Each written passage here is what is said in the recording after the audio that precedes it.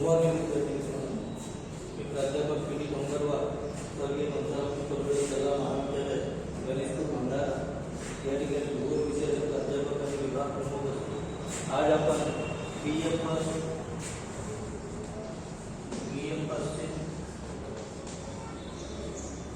के अंतर्गत या ठिकाणी पृथ्वी त्या ठिकाणी तिची आकृती आणि आकार आकृती व आकार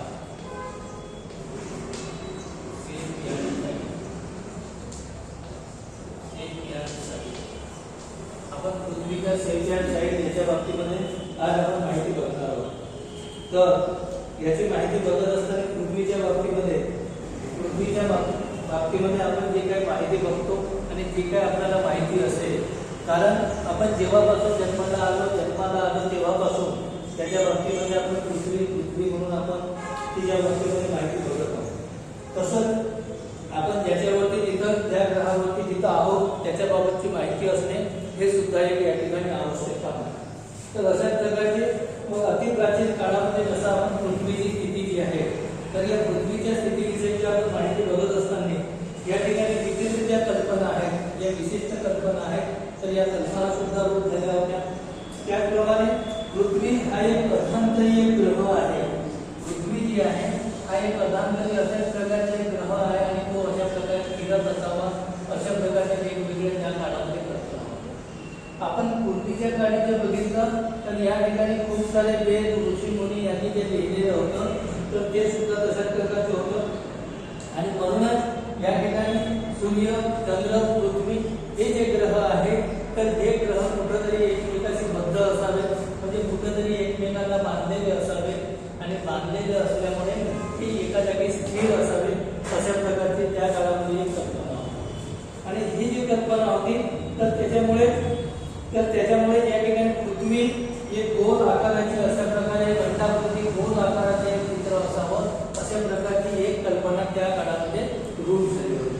आणि त्याच्यानुसारच मग ज्या पृथ्वीच्या अशा प्रकारे आपण वेगवेगळ्या कल्पना मांडल्या आणि वेगवेगळ्या कल्पना मांडल्याच्या नंतर त्याच्यानुसार आपण या ठिकाणी वेगवेगळे चित्र बघितले।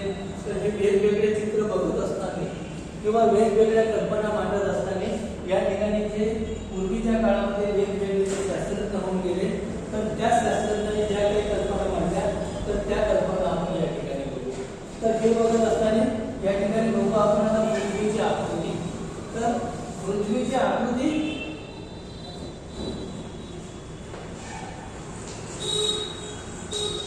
म्हणजे पृथ्वीची आकृती कशा प्रकारची आहे, तर पृथ्वीची आकृती कशा प्रकारे आहे तर याचा आपण या ठिकाणी विस्तृत। तर ही पृथ्वी जी आहे ही अंड्याप्रमाणे एक गोलाकार आणि वाटोळी असावी, अशी ही जी कल्पना होती। तर पूर्वीची जी वेद होते तर ह्या वेदकालीन लोकांनी म्हणजे वेदकालीन लोकांनी काय म्हटलं होतं की पृथ्वी जी आहे ही वाटोळी आणि गोलाकार, वाटोळी व गोलाकार असावी, अशा प्रकारचा अंदाज या ठिकाणी पूर्वीच्या वेदांमध्ये आपल्याला दिसत होता।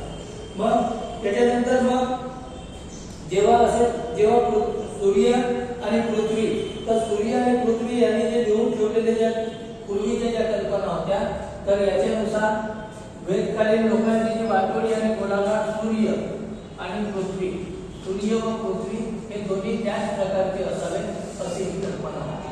फक्त पृथ्वी नाही तर सूर्य सुद्धा आणि पृथ्वी सुद्धा हे अशा प्रकारचे होते, हे वेदकालीन लोकांचे त्या काळामध्ये होतं। परंतु त्याच काळामध्ये ग्रीक मधला एक होमर, ग्रीक देशामधला होमर सारखा एक शास्त्रज्ञ होऊन गेला, होमर। तर या ठिकाणी ग्रीक मधला जो होमर शास्त्रज्ञ होता तर त्या होमर शास्त्रज्ञांचं असं मत होतं की पृथ्वी ही तबकडीप्रमाणे गोल, पृथ्वी तबकडीप्रमाणे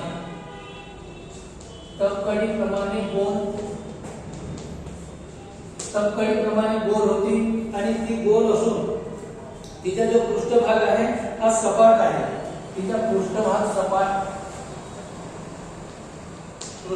सपाट असावा आणि हिच्या सभोवताल जी पृथ्वी आहे त्या पृथ्वीच्या सभोवताल चारही बाजूने याला नद्यांनी वेढलेलं आहे, याला नद्यांनी वेढलेले आहे। नद्यांनी वेढलेले. नद्यांनी वेढलेले कोणाला? या ठिकाणी पृथ्वीला चारही बाजूने नद्यांनी वेढलेलं आहे अशा प्रकारची समज कोणाची होती? या ठिकाणी जो ग्रीक मधला होमस शास्त्रज्ञ होता, तर या होमस शास्त्रज्ञाची अशा प्रकारे कल्पना होती.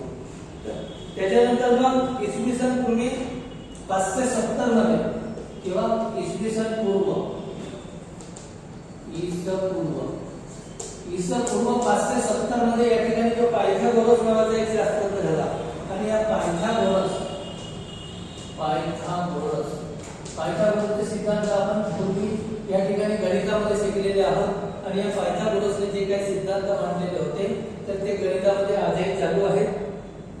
तर हा जो पायथागोरस हा सुद्धा एक ग्रीक शास्त्रज्ञ होता आणि याने ही जी चूक होती की पृथ्वी तपकडीप्रमाणे गोल आणि पृष्ठभाग सपाट आहे ही कल्पना आणि ही जी चूक आहे ही चूक कोणी लक्षात आणली?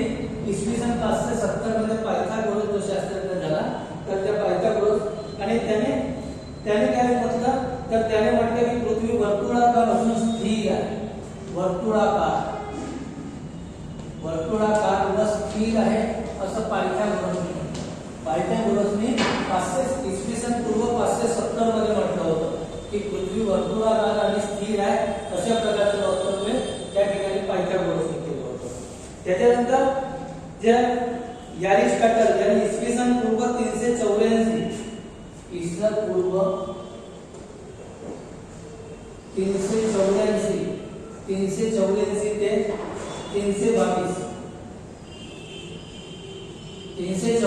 ते 322 तर याने पृथ्वी संबंधी जे काही निरीक्षण केले तर याने 384 ते 300 जे निरीक्षण केले तर ह्या निरीक्षणामधून याने म्हटलं तर याने असं म्हटलं की जेव्हा चंद्रग्रहण आणि पृथ्वीच्या जेव्हा चंद्रग्रहण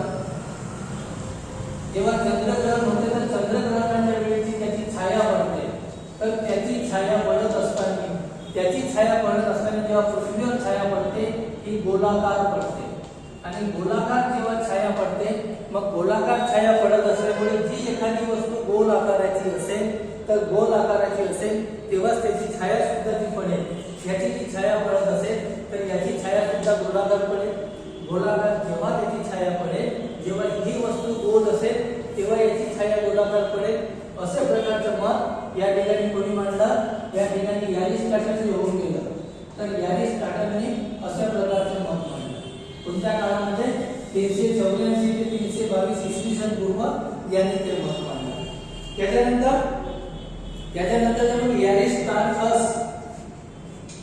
इसवी सन पूर्व यारिस्टॉटल त्याने 310 ते 210 या काळामध्ये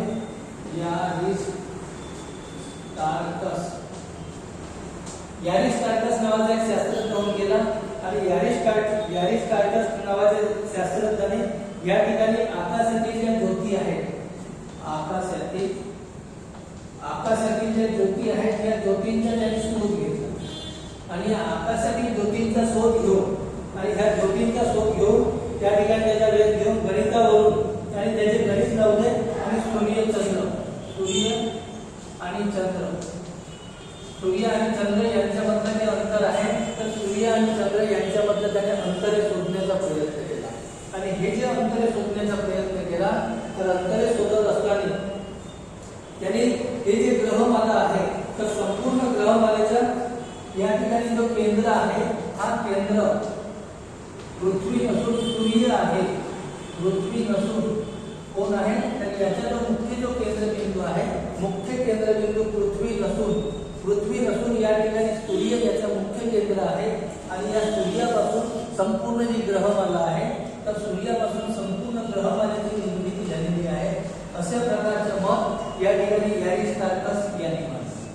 तर यारिस्टॉटलने म्हटलं की या ठिकाणी जे आकाशामध्ये जे वेगवेगळे ज्योती आहेत तर जे वेगवेगळे ज्योतीचे ग्रह तारे नक्षत्र आहेत यांचा त्यांनी वेध घेतला आणि हा वेध घेऊन सूर्य आणि चंद्र यांच्यामधले अंतरे शोधून काढले आणि याचा जो मुख्य संबंध आहे तर पृथ्वी नसून या ठिकाणी सर्वांचा जो आपण त्याला सर्वांचं या ठिकाणी मुख्य केंद्र पृथ्वी नसून या ठिकाणी सूर्य आहे अशा प्रकारचे मत यारिस्टॉटल यांनी मांडलं आणि ते मांडत असताना त्याने चंद्र सूर्याचा आकार,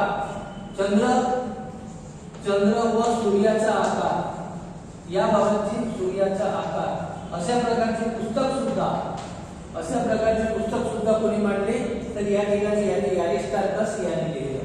समजा तुम्हाला शॉर्ट नोट्स मध्ये विचारलं गेलं, कॉम्पिटिटिव्ह मध्ये विचारलं गेलं की चंद्र आणि सूर्याचा आकार ही पुस्तक कोणी लिहिली आणि केव्हा लिहिली. केव्हा लिहिली असंही म्हणलं तरी पण त्या ठिकाणी आपल्याला देता येईल की इसवी सन पूर्व 310 ते 210 मध्ये लिहिली. कोणी लिहिली तर अरिस्टार्कस यांनी लिहिली. पुस्तकाचे नाव तर चंद्र व सूर्याचा आकार अशा प्रकारचे पुस्तक लिहिली. चंद्र व सूर्याचा आकार व अंतरे म्हणजे नुसता आकार नाही, चंद्राचा आकार, सूर्याचा आकार आणि यांच्यामधली जी अंतरे आहेत ही अंतरे अशा प्रकारची जी माहिती आहे तर ही माहिती या ठिकाणी यांनी लिहिला. कोणी अरिस्टार्कस या शास्त्रज्ञाने लिहिली.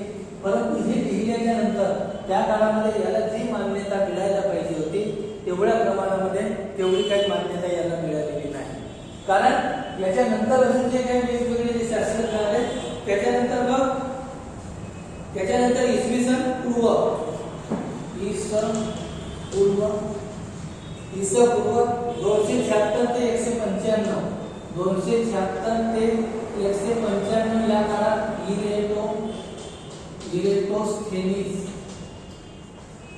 इरेटोस्थेनीस हा एक शास्त्रज्ञ होऊन गेला आणि इरेटोस्थेनीस याने पृथ्वीचा आकार आणि परिघ, पृथ्वीचा आकार व परिघ, पृथ्वीचा आकार आणि परिघ याचे त्याने निरीक्षण केलं आणि हे त्याने निरीक्षण करून याच्यावरून त्याने माहिती मांडली. आणि जो क्रांतिवृत्त आहे तर क्रांतिवृत्ताचे तिर्यकत्व, तिर्यकत्व म्हणजे त्याच्यानंतर जो तिर्यपणा आहे, जो तिर्यपणा कशामुळे आलेला आहे हा सुद्धा तो कोणी लावला, इरेटोस्थेनीसने लावला.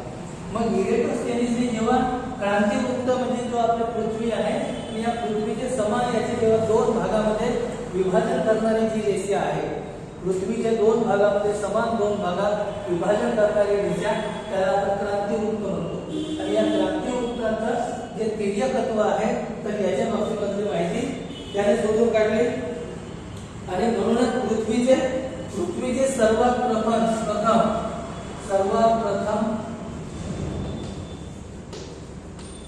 परिघाचे मापन करणारा जगातील शास्त्रज्ञ म्हणून या ठिकाणी इरेटोस्थेनीसचे नाव सर्वात प्रथम येते. कारण जेव्हा पृथ्वीचा आकार, परिघ, विषुववृत्ताची लांबी, त्याच्यानंतर दोन्ही ध्रुववृत्ताची जी लांबी असेल ही लांबी आणि याची रुंदी मोजण्याचे काम, लांबी आणि रुंदी मोजण्याचे काम या ठिकाणी इरेटोस्थेनीस हा जो शास्त्रज्ञ होऊन गेला याला जाते.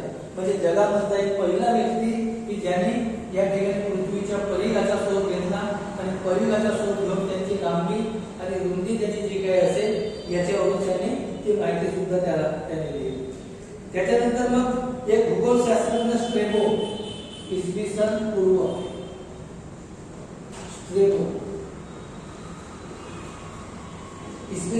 स्ट्रेबो याने 64 ते 24 या कालखंडामध्ये याने पृथ्वीचा वाटोळेपणा आणि त्याची कारणे, पृथ्वीचा जो वाटोळेपणा आहे आणि वाटोळेपणा व कारणे, तर पृथ्वीचा वाटोळेपणा आणि कारणे याच्या बाबतीमध्ये जो स्ट्रेबो एक शास्त्रज्ञ होऊन गेला तर त्या स्ट्रेबोने सुद्धा या ठिकाणी त्याची माहिती दिली. अशाच प्रकारे त्याने स्ट्रेबोने सुद्धा या ठिकाणी एक ग्रंथ लिहिला आणि तो ग्रंथ लिहिला आणि त्या ग्रंथामध्ये पृथ्वीचे जे आकार आहे तर पृथ्वीच्या आकृती संबंधीची जी माहिती आहे ती माहिती त्याने लिहिली. तर याच्यामध्ये इरेटोस्थेनीसने सर्वात प्रथम या ठिकाणी जागतिक मान ज्याला मिळाला, कारण की त्याने विषुववृत्ताची लांबी, परिघाची लांबी वेगवेगळी जी माहिती आहे त्याची माहिती लिहिली. तर अरिस्टार्कस यांनी चंद्र सूर्य त्याचा आकार आणि अंतरे ही पुस्तक हा एक ग्रंथ कोणी लिहिला, अरिस्टार्कस यांनी लिहिला. कोणत्या वर्षी लिहिला तर 310 इसवी सन पूर्व 310 ते 210 या काळामध्ये त्याने लिहिला. त्याच्यानंतर आपण बघू मग अशा प्रकारे जे 16व्या शतकामध्ये कोपर्निकस एक होऊन गेला, तर कोपर्निकस 16व्या शतकात इसवी सन, हे जे आपण माहिती जी बघितली आहे हे सर्व इसवी सन पूर्वीची माहिती आहे. त्याच्यानंतर 16व्या शतकामध्ये कोपर्निकस, तर कोपर्निकस हा एक शास्त्रज्ञ होऊन गेला आणि या कोपर्निकस शास्त्रज्ञाने या ठिकाणी पृथ्वी आणि इतर ग्रह सूर्याभोवती भ्रमण करतात. पृथ्वी आणि इतर ग्रह हे या ठिकाणी सूर्याभोवती भ्रमण करतात अशा प्रकारचे हे त्यांनी शोधून काढले. नाहीतर पूर्वीच्या काळामध्ये आपण जे म्हणत होतो, तर पूर्वीच्या काळामध्ये या ठिकाणी कोणता ग्रह कोणत्या ठिकाणी आहे, कुठं आहे, कुठून फिरतो आहे याची आपल्याला कल्पना नव्हती.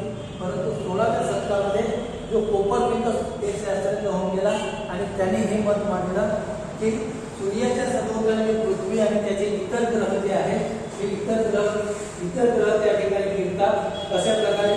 त्याच्यानंतर जो न्यूटन एक शास्त्रज्ञ होऊन गेला, न्यूटनचा नियम तुम्हाला माहित आहे. तर न्यूटनने अशा प्रकारचे मत मांडलं होतं की पृथ्वीची जी आकृती आहे, तर पृथ्वीची आकृती ही नारंगासारखी आहे. एक नारिंग नावाचे एक फळ असते, नारिंगाची आकृती. म्हणजे न्यूटनने म्हटलं की पृथ्वीचा जो आकार आहे हा पृथ्वीचा आकार या ठिकाणी नारंगासारखा आहे. म्हणजे नारंगाचे जे फळ असते आणि त्या फळाला जो आकार असतो, तर तशा प्रकारचा आकार या ठिकाणी पृथ्वीला आहे अशा प्रकारचं मत या ठिकाणी न्यूटनने मांडलं. त्याच्यानंतर एक जीन हर्सल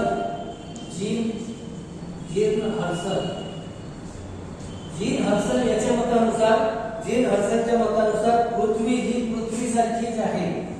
पृथ्वी ही पृथ्वीसारखी आहे. मग आता नेमकं पृथ्वीसारखी आहे म्हणजे याचं मत असं होतं जीन हर्सलचं की पृथ्वीची ज्या प्रकारची आकृती आहे अशा प्रकारची आकृती कुठलीही नाही. दुसरी आकृती म्हणजे आपण याला कुठल्याही प्रकारची कल्पना देऊ शकत नाही. ही जी पृथ्वीची आकृती आहे या पृथ्वीच्या आकृतीला आपण कुठल्याही प्रकारची एक उपमा देऊ शकत नाही किंवा कुठलेही आपण नाव देऊ शकत नाही असं मत या ठिकाणी जीन हर्सल जे आहे हे जीन हर्सल याने मांडलं होतं. त्याच्यानुसार म्हणजे त्याच्यानंतर जर आपण जसं बघितलं तर पृथ्वीचा दक्षिणोत्तर जो ध्रुवीय जो व्यास आहे, तर पृथ्वीचा दक्षिणोत्तर ध्रुवीय व्यास आहे 12,638.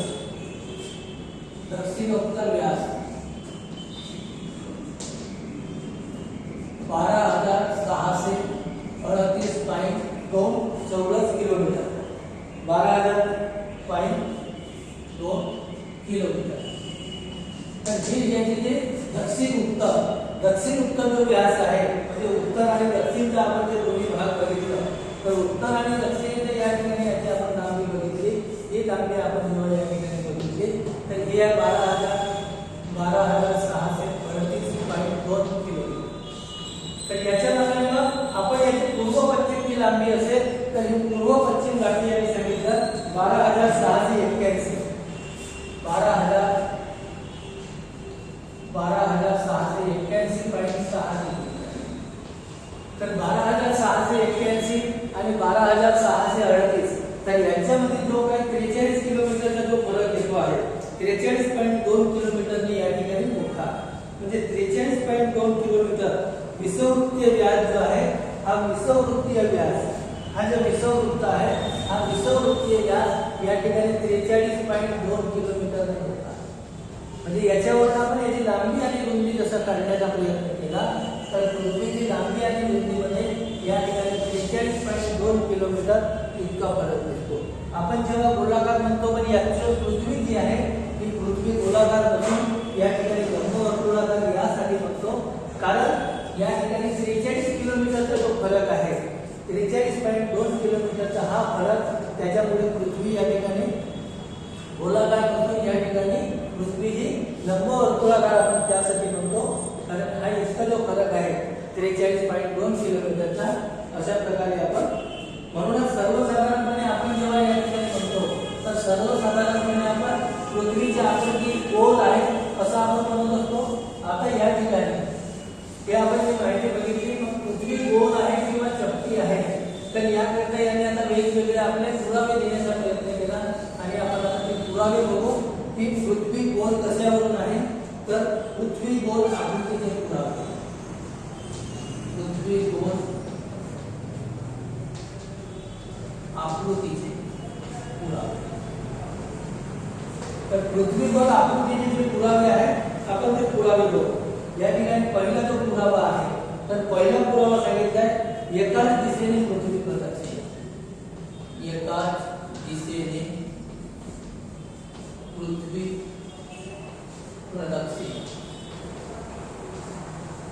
तर एकाच दिशेने पृथ्वी प्रदक्षिणा जी आहे तर अशा प्रकारे जे मॅगेलॅनचे 1519 मध्ये 1519 मॅगेलॅनचे काही तरुण काही लोक या ठिकाणी हे जलपर्यटनाला निघाले. हे जेव्हा जलपर्यटनाला निघाले तर जलपर्यटनाला निघाल्याच्या नंतर हे जेव्हा एका ठिकाणावरून इथून निघाले आणि इथून निघाल्याच्या नंतर या ठिकाणी हे जेव्हा परत आले, हे जेव्हा सरळ सरळ एकाच मार्गाने सरळ गेले, जलपर्यटनाला निघाले आणि हे एकाच मार्गाने या ठिकाणी सरळ गेल्याच्या नंतर परत त्याच ठिकाणी ते परत आले. जेव्हा एका ठिकाणावर गेल्याच्या नंतर परत त्याच ठिकाणी आले आणि याच्यावर त्यांनी असं मत मांडलं, याच्यावर त्यांनी हे मत मांडलं की अशा प्रकारे जी पृथ्वी आहे ती पृथ्वी गोल आहे असं यावरून म्हणता येते. असं याने अशा प्रकारचं मत याने मांडलं. त्याच्यानंतर जो दुसरा भाग आहे तर सर्व ग्रहांचा आकार गोल. सर्व ग्रहांचा आकार गोलाकार. मग जेव्हा सर्वच ग्रहांचा आकार या ठिकाणी गोलाकार आहे, सर्वच ग्रह पृथ्वीवरील या ठिकाणी असणारे चंद्र सूर्य तारे हे जे काही आपण बघतो, जे वेगवेगळे ग्रह आहेत त्या सर्व ग्रहांचा आकार गोलाकार आहे. आणि या सर्व ग्रहांचा आकार गोलाकार असल्यामुळे पृथ्वी सुद्धा या ठिकाणी गोलाकार आहे असं या ठिकाणी यांचं मत मांडलेलं आहे. म्हणजे बाकीचे सगळे ग्रह गोल आहेत म्हणून पृथ्वी सुद्धा या ठिकाणी पृथ्वी सुद्धा गोल असली पाहिजे असं मत यांनी मांडलं. त्याच्यानंतर तिसरं आहे कमी अधिक उंचीवरून कमी अधिक उंचीवरून दिसणारे स्थिती. उंचीवरून दिसणारे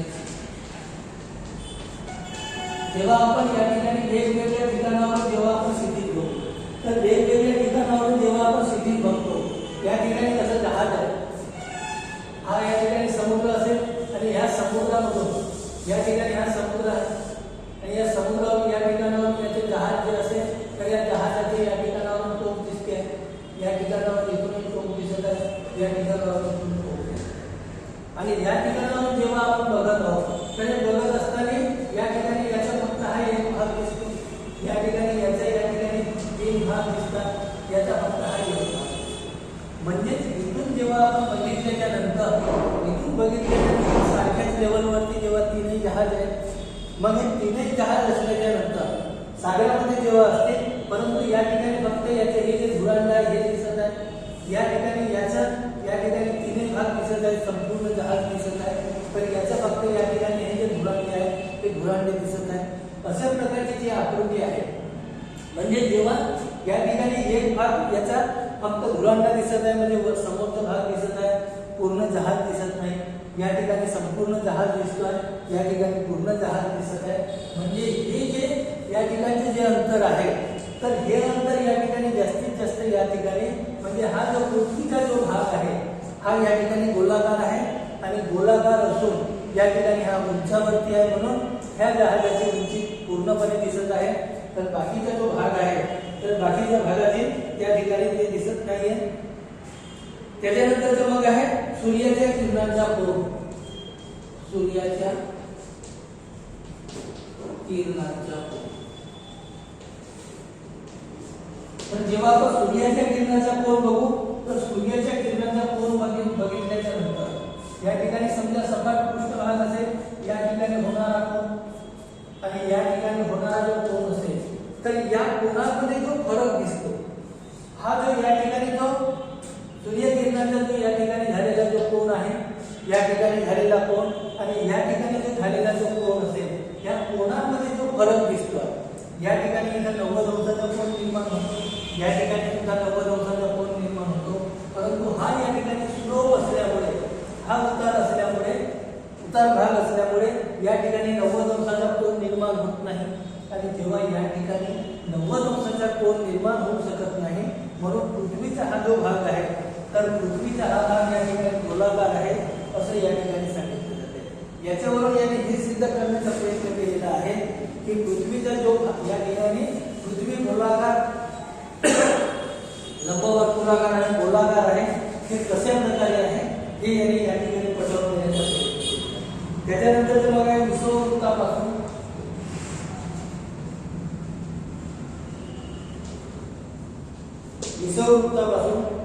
वेगवेगळे उंचीवर दिसणारे तारे, वेगवेगळ्या उंचीवर दिसणारे तारे। आपण जसं विषुववृत्तापासून या ठिकाणी बघू तर विषुववृत्तापासून दिसणारे जे तारे असतात, हा या विषुववृत्तापासून जेव्हा आपण तारे बघत आहोत, मग हे जे तारे दिसत आहेत तर हे एका ध्रुवामधून एका गोलार्धामधून दिसतात। तर आपण दुसरा गोलार्ध या ठिकाणी दक्षिण गोलार्धामधून तेच तारे आपल्याला दिसत नाही। मग हे का दिसत नाही तर हा जो या ठिकाणी जो गोलाकार भाग आहे, या गोलाकार भागामुळे या ठिकाणावरून एकाच भागामधून दिसणारे तारे दुसऱ्या ठिकाणी दिसत नाही। उदाहरणार्थ याचे उदाहरण द्यायचे झालं तर या ठिकाणी जो ध्रुव तारा आहे तर हा जो ध्रुव तारा आहे तर हा ध्रुव तारा या ठिकाणावरून दिसत नाही आणि दुसऱ्या ठिकाणावरून दिसतो।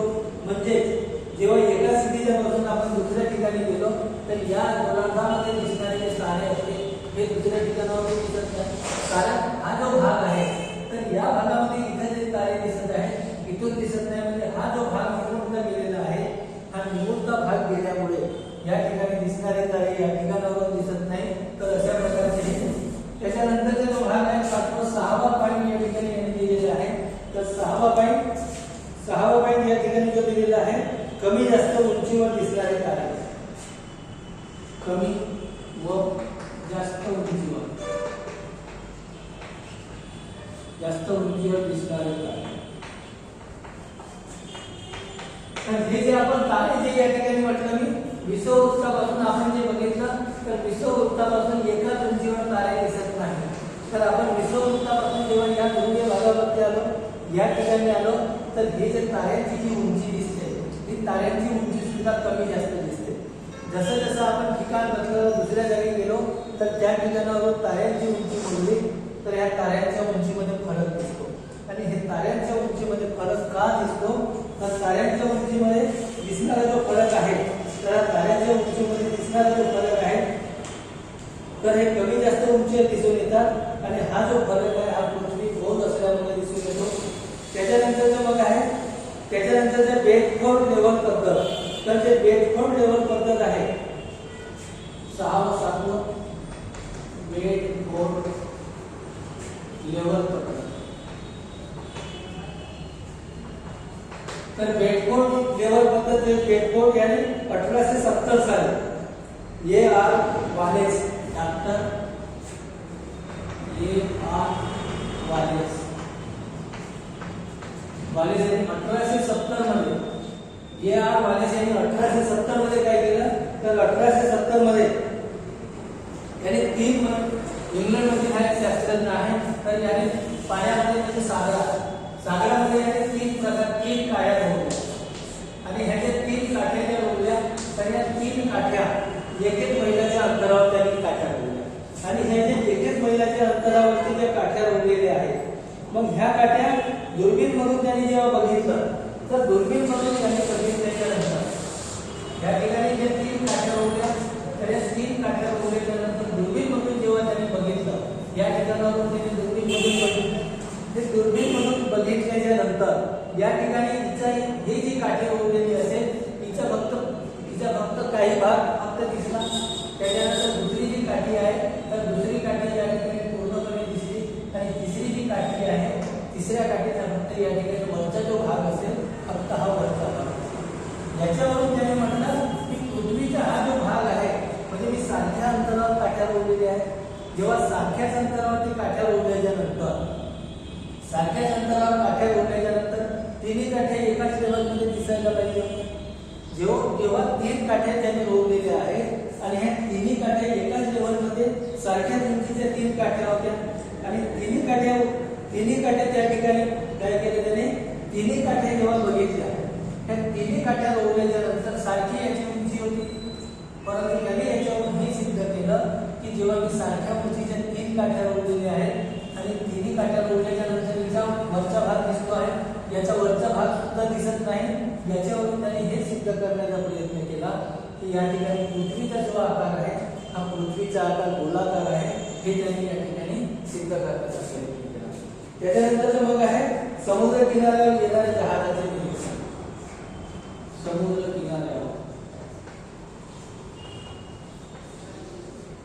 किनाऱ्यावर येणाऱ्या जहाजाचे निरीक्षण. या ठिकाणी जेव्हा मी म्हटलं की समुद्र किनाऱ्यावर हा या ठिकाणावर जहाज येत आहे आणि समुद्र किनाऱ्यावर जे जहाज येत आहे, तर समुद्र किनाऱ्यावर जहाज येत असताना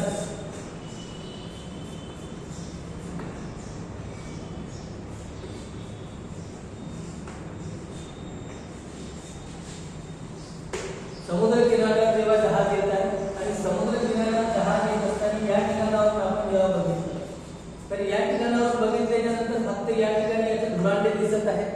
या ठिकाणी जो जहाज आहे तर या जहाजाचे पूर्ण वरचा भाग दिसत आहे आणि या ठिकाणी फक्त जहाजाचे वरचे धुरांडे दिसत आहे. म्हणजे तिन्ही जहाजाचे जेव्हा आपण त्या ठिकाणी निरीक्षण केलं, तर तिन्ही जहाजाचं निरीक्षण केल्याच्या नंतर या ठिकाणी आपल्याला संपूर्ण जहाज दिसतो आहे. तर या ठिकाणी फक्त जहाजाचे या ठिकाणी धुरांडे दिसत आहे आणि धुरांडे दिसत आहे, म्हणजे याच्यावर पृथ्वी ही काही आहे गोलाकार आहे अशा प्रकारचं मत याने मांडलं. म्हणजे पृथ्वी गोलाकार कशा प्रकारे आहे हे यांनी या ठिकाणी सिद्ध करण्याचा प्रयत्न केला. त्याच्यानंतर मग आहे आठवण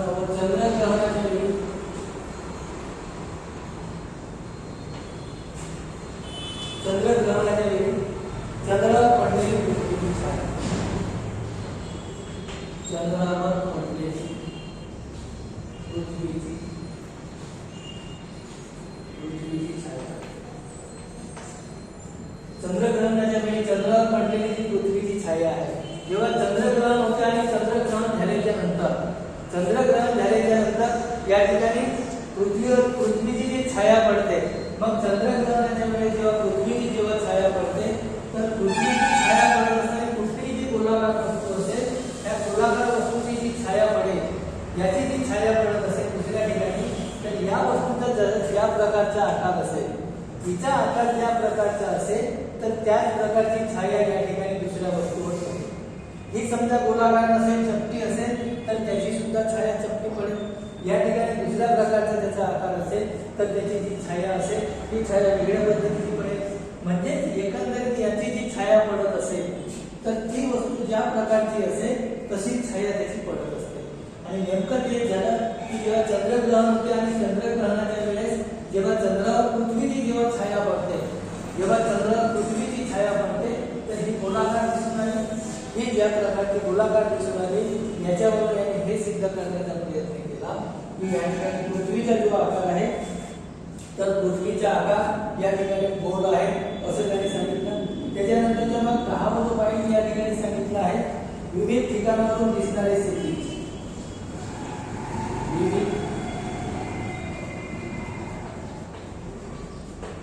विविध ठिकाणावरून दिसणारे क्षितिज. जेव्हा विविध ठिकाणावर आपण क्षितिज बघत आहोत, तर विविध ठिकाणावर आपण क्षितिज बघितल्याच्या नंतर हे जे क्षितिज असते, तर हे क्षितिज म्हणजे याची भोवतालची सभोवतालची दिशा. आणि विविध ठिकाणावरून आपण जेव्हा क्षितिज बघतो, तर एक क्षितिज बघत असताना याचे जे अंतर आहे, हे अंतर आपल्यास वाढले, कमी जास्त झालेले दिसते. आपण जेव्हा या ठिकाणी विषुववृत्तापासून आपण जेव्हा याचं हे बघितलं, तर हे या ठिकाणचं अंतर वाढलेले दिसते आणि गोलाकार दिसते. या ठिकाणावरून जेव्हा आपण बघितलं, तर या ठिकाणावर सुद्धा गोलाकार दिसते. या ठिकाणावरून बघितलं तरी पण गोल दिसते. या ठिकाणावरून आपण बघितलं तेव्हा गोलच दिसते.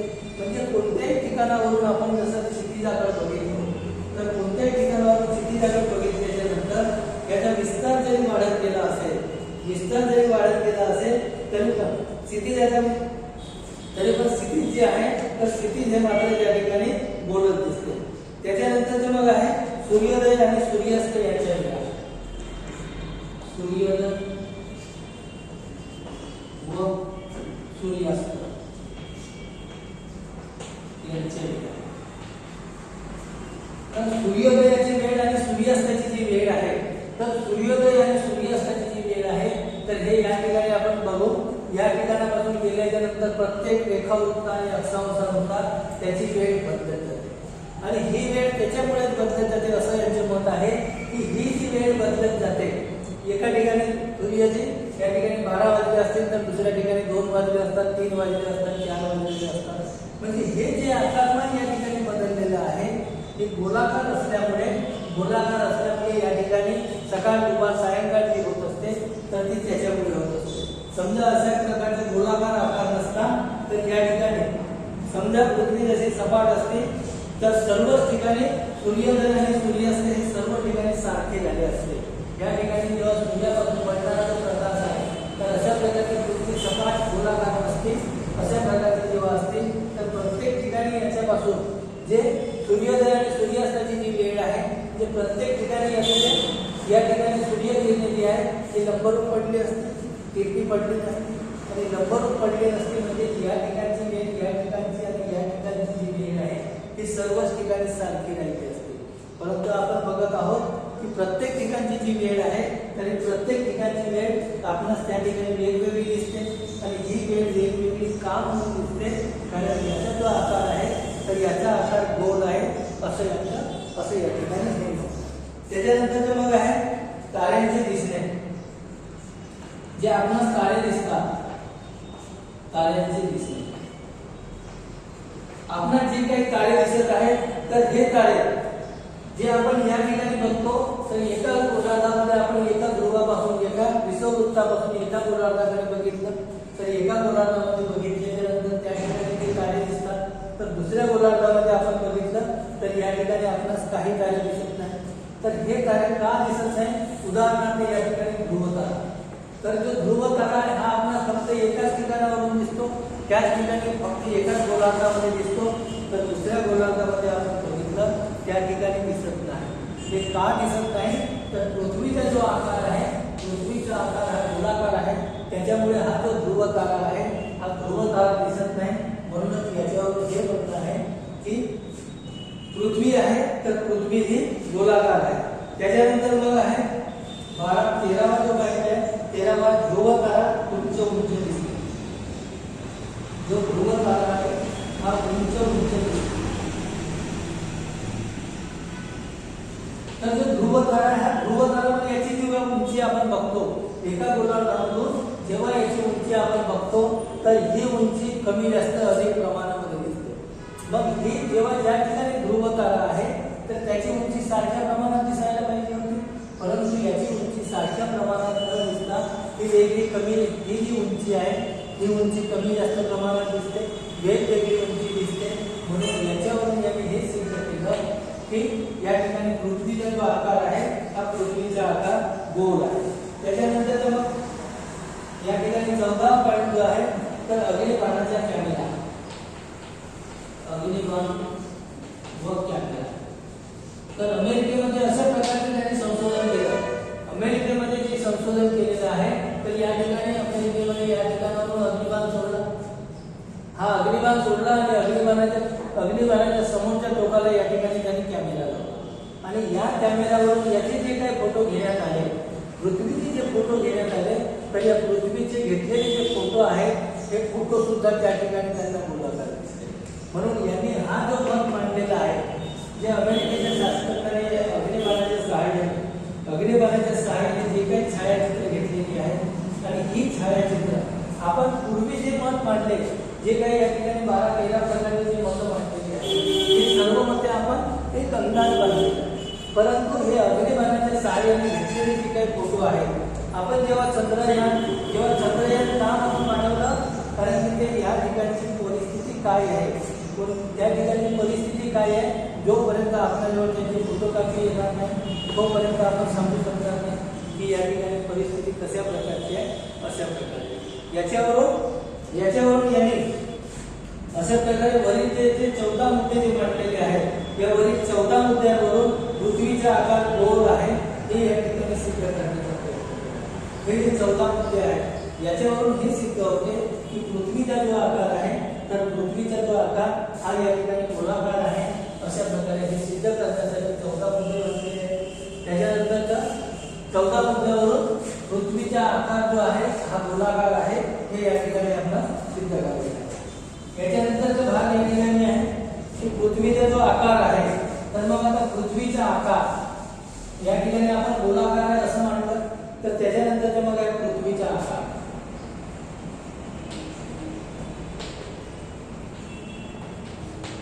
तर पृथ्वीचा जो आकार आहे, मग पृथ्वीच्या आकाराने हा विस्तार जसा आपण काटेकोरपणे या ठिकाणी एक्युरेट शोधून काढणे हे खूप कठीण काम आहे.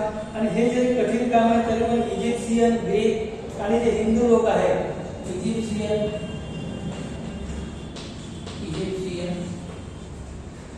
त्याच्यानंतर ग्रीक आणि आपले जे हिंदू लोक आहेत, इजिप्शियन, ग्रीक आणि हिंदू लोक जे आहेत, तर यांनी या संबंधीचे बरेचसे जे पुरावे आहेत, बरेचसे पुरावे या ठिकाणी ग्रंथामध्ये मांडलेले आहेत. तर त्या ठिकाणी या पृथ्वीला काही लोक चेंडूसारखी गोल आहे असं मानत होते, तर काही लोक पृथ्वीला लंबवर्तुळाकृती अशा प्रकारचे मानत होते. परंतु जोपर्यंत आपण त्याच्यावरती रिसर्च केला नाही, त्याचा परीख शोधला नाही, त्याची लांबी आणि रुंदी जोपर्यंत मोजलेली नाही, तोपर्यंत आपण चेंडूसारखी गोल आहे अशाच प्रकारचे आपण म्हणतो. तसं वास्तविक पाहता विषुववृत्ताचा जो परिघ आहे, तर विषुववृत्ताचा परिघ या ठिकाणी विषुववृत्ताचा जो परिघ आहे हा या ठिकाणी 39,843.2 किलोमीटर या ठिकाणी विषुववृत्ताचा. हा या विषुववृत्ताचा परिघ 39,843.2 किलोमीटर. त्याच्यानंतरचा जो ध्रुवीय परिघ आहे,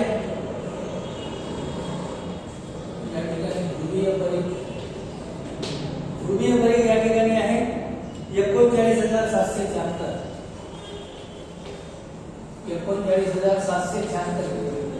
म्हणजे या ठिकाणी विषुववृत्ताचा परिघ आणि ध्रुवीय जो परिघ आहे, तर त्याच्यामुळे या ठिकाणी आपण फरक दिसतो.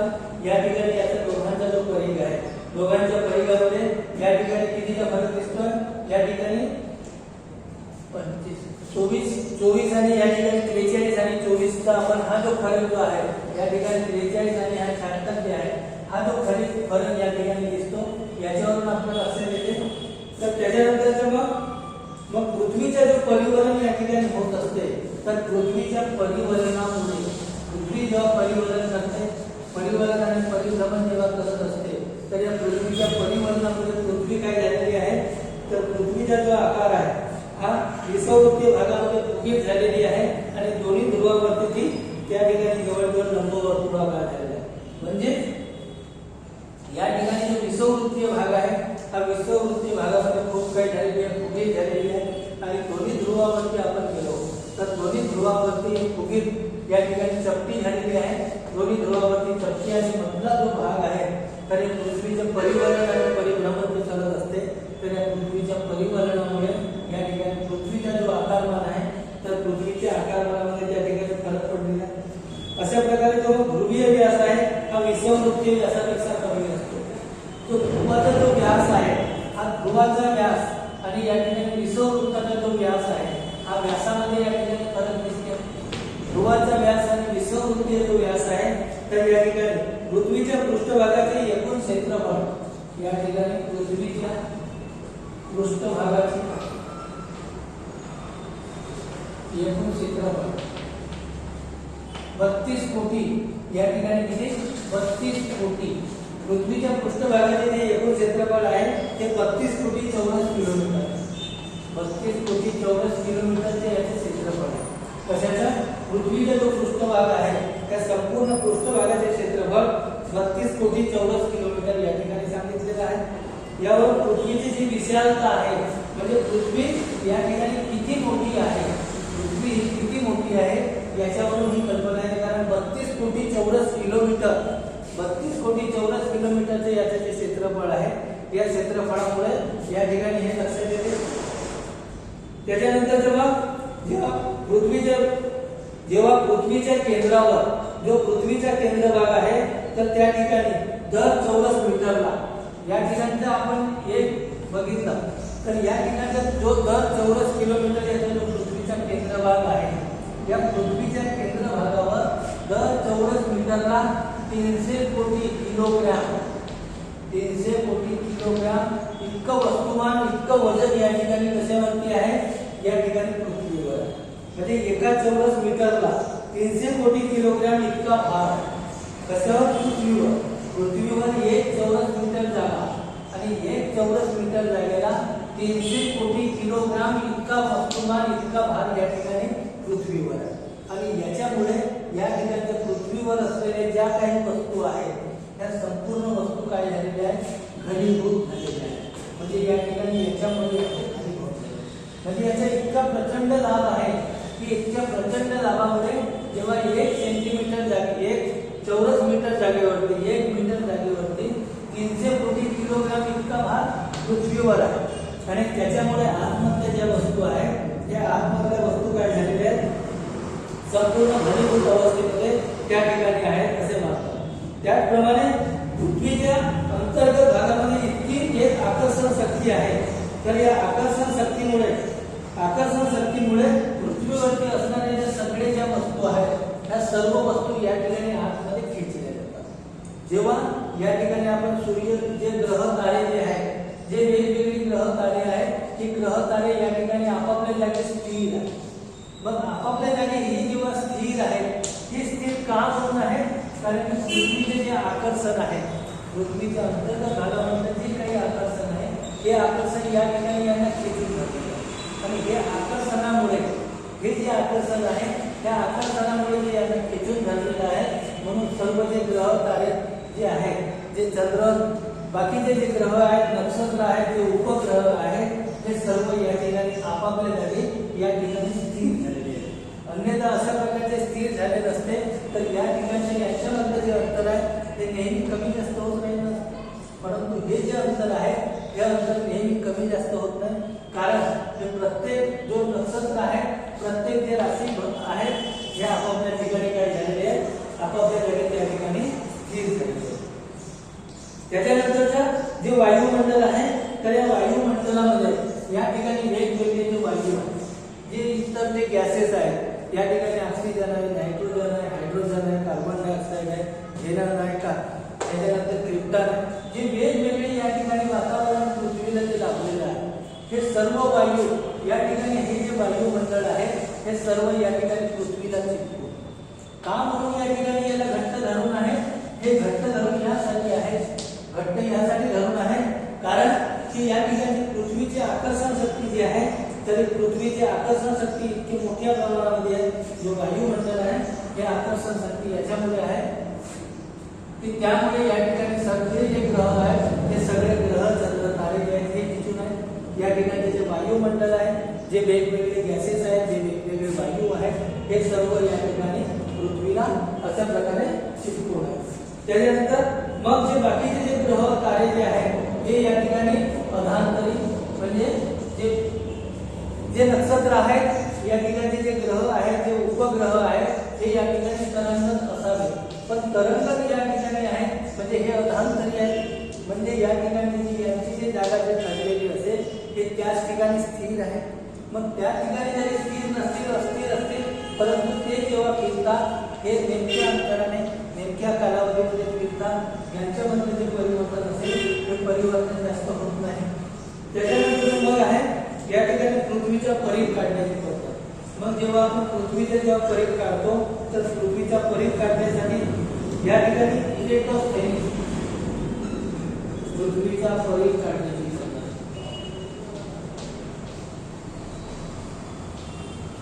तर पृथ्वीचा परिघ काढण्याची पद्धत आहे. पृथ्वीचा परिघ काढण्यासाठी या ठिकाणी इलेक्ट्रोस्टॅटिक्स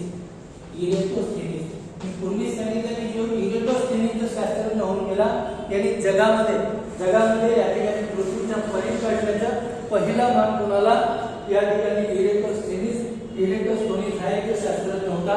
तर इलेक्ट्रोस्टॅटिक्सला या ठिकाणी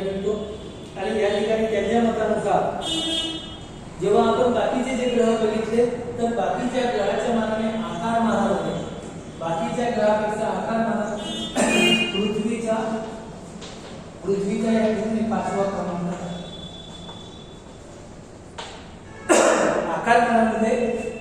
आकारमानामध्ये पृथ्वी जी आहे तर पृथ्वीच्या या ठिकाणी 5वा क्रमांक लागतो. म्हणजे जेव्हा आकारमान जे आहे तर सर्वात मोठ्या आकारमानामध्ये जो कोणता ग्रह असेल तर या ठिकाणी कोणता आहे गुरु. तर हा गुरु ग्रह आणि गुरु ग्रह सर्वात मोठा त्याच्यानंतर आकारमानामध्ये आपण बघितला तर पृथ्वीच्या या ठिकाणी 5वा क्रमांक लागतो. आणि पृथ्वीचा विषुववृत्तीय व्यास जो आहे पृथ्वीचा विषुववृत्तीय व्यास तर हा विषुववृत्तीय व्यास आहे 12,756 किलोमीटर. 12,756 किलोमीटर हा पृथ्वीचा विषुववृत्तीय व्यास आहे.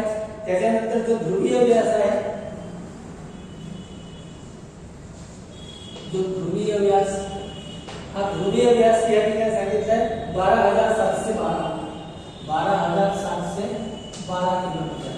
याच्यावरून विषुववृत्त आणि ध्रुवीय जो व्यास आहे किंवा हे जे याच्यामधला जो फरक आहे हा फरक या ठिकाणी आपल्याला लक्षात येतो की हा विषुववृत्त मग विषुववृत्त आणि या ठिकाणी ध्रुव म्हणजे विषुववृत्त आणि ध्रुव भाग जो आहे तर विषुववृत्त आणि ध्रुवीय भागामध्ये या ठिकाणी जो काही आपल्याला फरक दिसतो या ठिकाणी 715 आणि 756 हा जो काही फरक या ठिकाणी दिसतो आहे तर हा फरक या ठिकाणी जो पायथागोरस एरिस्टॉटल इरेटोस्थेनिस जे आहे तर ह्या शास्त्रज्ञांनी या ठिकाणी शोधून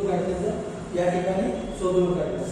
तर अशा प्रकारे या ठिकाणी जे वेगवेगळे शास्त्रज्ञ होऊन गेले तर वेगवेगळ्या शास्त्रज्ञांनी या ठिकाणी पृथ्वीच्या परिघाची कल्पना केली. पृथ्वीच्या या ठिकाणी अक्षवृत्त रेखावृत्त तर अक्षवृत्त आणि रेखावृत्तांची जो अभ्यास आहे हा आपण पुढच्या